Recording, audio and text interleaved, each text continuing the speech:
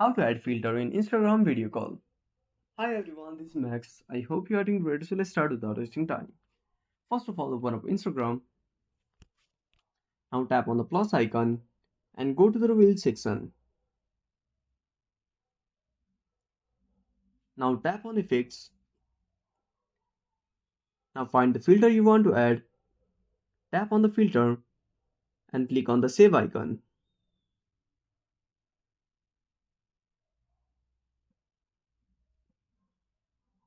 Now go back.